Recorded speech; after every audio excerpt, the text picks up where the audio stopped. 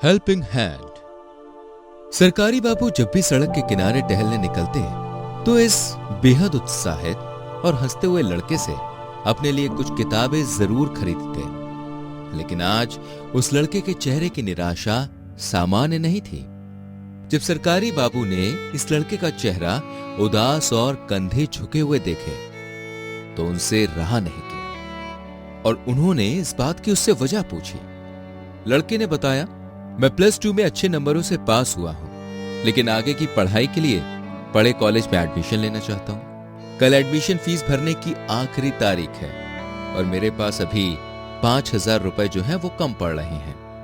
अगर शाम तक मेरी 5,000 की किताबें नहीं बिकी तो मेरा आगे पढ़ने का ये सपना हमेशा के लिए टूट जाएगा। मुझे लगा था मैं किताबें बेचकर कुछ पैसे इकट्ठा कर लूंगा, पर दिन भर से किसी ने भी किताबें देखी तक नहीं।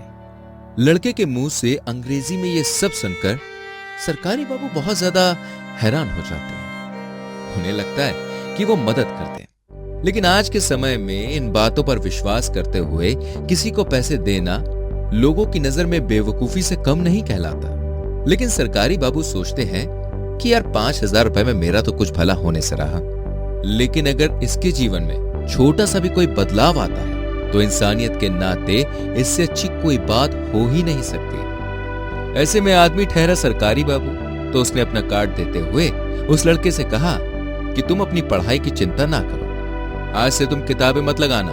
अगर और भी किसी चीज की जरूरत हो तो मुझे इस नंबर पर फोन कर देना। ये मेरे ऑफिस का एड्रेस है, जरूरत पड़े तो सीधा ऑफिस ही आ जाना।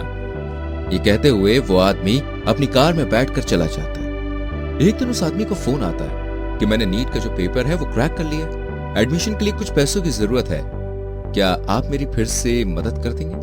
वो आदमी फिर बिना किसी जांच पड़ताल किए जो पैसे हैं वो भेज देता है। इस तरह से हर महीने उस आदमी की लड़के से बात होने लग जाती है। पहले वो हाल चाल पूछता और फिर आखिर में कुछ पैसे मांग लेता।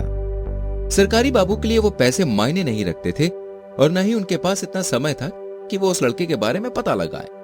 सरकारी बाबू जानते थे कि अगर वो इस बात को किसी से कहेंगे ना तो लोग सिर्फ उनका मजाक उड़ाएंगे, इसलिए वो इस बात को कभी भी किसी को नहीं बताते। महीने साल में बदले और एक दिन उस लड़के का फोन आया कि उसने डॉक्टर की जो पढ़ाई है वो पूरी कर ली है। अब वो छात्रवृत्ति मिलने की वजह से आगे की पढ़ाई जो है वो विदेश में करेगा। छात्रवृत्ति मिलने की बात सुनकर सरकारी बाबू बहुत खुश हुए। कुछ साल बाद सरकारी बाबू को कैंसर हो जाता है। रिटायर्ड होने से पहले ही सरकारी नौकरी छोड़नी पड़ती है। ऐसे में कैंसर की ये बीमारी उनकी सारी सेविंग्स निकल जाती है। सरकारी बाबू पैसे के लिए तरस जाते हैं और भगवान से हमेशा कहते हैं, भगवान मैंने हमेशा लोगों की मदद की है, लेकिन फिर भी आपने मेरे साथ ऐसा क्यों किया? अक्सर दुखी और निराश होकर वो अपनी मौत का इंतजार करते रहते। एक दिन अचानक डाकिया उनके दरवाजे पर आता है। ये डाक ऑस्ट्रेलिया से आया था, जिसमें हवाई जहाज की एक टिकट के साथ एक पत्र लिखा हुआ था। उनके कांपते हाथ, उम्मीद भरी नजरें इस पत्र को पढ़ने को बेचैन हो गई थी। पत्र पढ़ते हुए सरकारी बाबू की आंखों में खुशी के आंसू झलक रहे थे। उस लड़के ने लिखा था कि साहब, आपकी वजह से मैंने अपनी जिंदगी का वो मुकाम हासिल कर लिया है जिसे मैं बचपन में कभी सपने में भी नहीं सोच सकता था।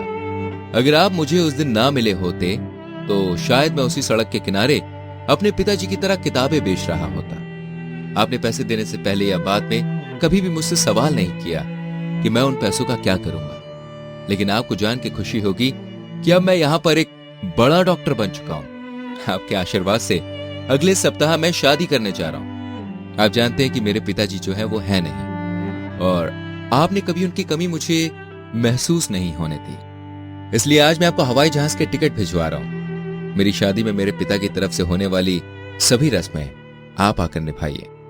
आपने एक पिता की तरह हमेशा मेरा साथ दिया, इसलिए अब मेरा भी फर्ज है कि आपकी उम्र के इस पड़ाव में मैं आपको बेटे की कमी महसूस ना होने दूं।